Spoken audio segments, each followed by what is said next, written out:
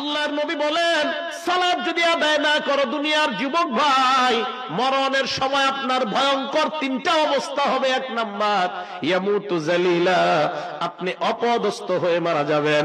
দুই নাম্বার ওয়ায়ামুতু জুআ, ক্ষুধার্ত অবস্থায় আপনি মারা যাবেন। তিন নাম্বার ওয়ায়ামুতু আতশানা, এমন পিপাসা আপনার লাগবে লাউ সুকিয়া মাউল বিহার লামারতাওয়া, দুনিয়ার সব সমুদ্রের পানিও যদি আপনাকে পান করানো হয় এরপরেও আপনার পিপাসা মিটবে না। আবার আমি বলছি, নামাজ যারা আদায় না করবেন, এক নাম্বার দুনিয়ার মধ্যে মারা যাওয়ার সময় অপদস্থ হয়ে মারা যাবেন। দুই নাম্বার ক্ষুধার্ত অবস্থায় মারা যাবেন। তিন নাম্বার এমন পিপাসা লাগবে দুনিয়ার সব সমুদ্রের পানি পান করাইলেও আপনার পিপাসা মিটবে না। এবার আপনাকে কবরে রাখার পর ইয়াদিকুল কবরু আলাইহি, আপনি বেনমাজি বান্দা, কবর এমন ভাবে আপনাকে চাপ দিবেন, হাড় গুলো একটার একটার মধ্যে ঢুকে যাবে, কটকট করে আওয়াজ হবে, কবর আপনাকে চাপ দিবে, কেন তুমি নামাজ আদায় করো নাই। দুই নাম্বার কবর আপনাকে চাপ দেওয়ার পর ওয়ায়ুকাদু আলাইহি ফিল কবরি নার, কবরের মধ্যে আগুন জ্বালায়া দেওয়া হবে। শুধু তাই নয়, তিন নাম্বার ওয়ায়ুসাল্লাতু আলাইহি ফিল কবরি সুবান, কবরের মধ্যে বিশাল বড় একটা অজগর সাপ দেওয়া হবে। আবার আমি বলছি নামাজি ভাই, এ বেনমাজি ভাইরা, নামাজ যদি আদায় না করেন কবরে রাখার সাথে সাথে কবর দুইটা চাপ দিবে। দুই নাম্বার আপনার কবরে আগুন জ্বালায় দেওয়া হবে। তিন নাম্বার বিশাল বড় একটা অজগর সাপ দেওয়া হবে। আল্লাহর নবী বলেন আইনাহু মিনান নার, সাপের চোখ হবে আগুনের চোখ। ওয়া আসফারুহু মিন হাদিদ, সাপের নখ থাকবে, নখগুলো হবে লোহার নখ। কিসের? সাপটা কত বড় হবে আল্লাহর নবী কয়, এই আঙ্গুলের নখের এক মাথা থেকে আরেক মাথা পর্যন্ত যাইতে একদিন সময় লাগবে। সাপ আপনার সাথে কথা বলবে, হ্যাঁ আমি বলছি, হে বেনামাজি ভাই।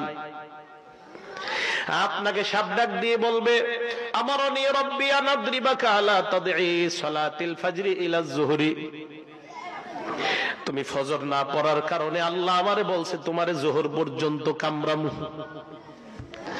যোহর না পড়ার কারণে আসর, আসর না পড়ার কারণে মাগরিব, মাগরিব না পড়ার কারণে এশা পর্যন্ত, এশা না পড়ার কারণে ফজর পর্যন্ত কামড়াবো। আল্লাহর নবী বলেন এমন একটা কামড় দিবে, ইয়াগুসু ৭০ জিরাআ, ৭০ গজ মাটির নিচে আপনি চলে যাবেন, আবার উঠানো হবে, আবার কামড় দিবে। এ ভাইয়ারা ভালো করে মনে রাখবেন, ফজরের সময় শয়তান বারবার ধোঁকা দেয়। যুবক ভাই, আপনার সামনে পিছনে ডাইনে বামে শয়তান। আল্লাহ কোরআনের মধ্যে বলেন ইন্নাহু ইয়ারাকুম হুয়া ওয়া কাবিলুহু মিন হাইসু লা তারাউনাহুম, শয়তান তোমাদেরকে এমন জায়গা থেকে দেখতে থাকে যে এই জায়গায় তোমরা কোনো কল্পনাও করতে পারবা না। আপনি ঘুমায় আছেন, ইবলিস আপনার আড়াল দিয়ে আপনাকে এইভাবে দেখতে থাকে। ফজরের আযানটা যখন হয়ে যায় ওই মুহূর্তে ইবলিস আপনার শরীর টিপতে থাকে, এই জায়গায় ইবলিস গিটটা দিতে থাকে, গিট মারতে থাকে, এই জায়গাটা আপনার টিপতে থাকে। সেলুনের মধ্যে চুল কাটানোর পর নাপিত যখন আপনার এই জায়গাগুলা মেসেজ করে দেখবেন খুব ভালো লাগে।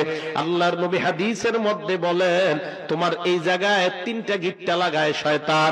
তুমি যখন উঠবা, ওঠার পর নবী বলেন সাথে সাথে এমন করবা, চোখের নিচে যখন এমন করবা, করার পর দোয়া পড়বা আলহামদুলিল্লাহিল্লাযী আহইয়ানা বাদামা আমাতানা ওয়া ইলাইহিন নুশুর।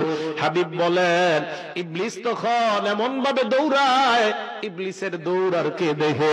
বান্দা যখন ওযু করে, ওযু করার পর মসজিদের মধ্যে যায়, মসজিদে যাওয়ার পর ফজরের নামাজ মনে করেন 6টা 15-তে দাঁড়াবে, আপনি 6টার দিকে গেলেন, যাওয়ার পর সুন্নত পড়লেন, পড়ার পর তাকায় দেখেন এখনো 10 মিনিট বাকি আছে।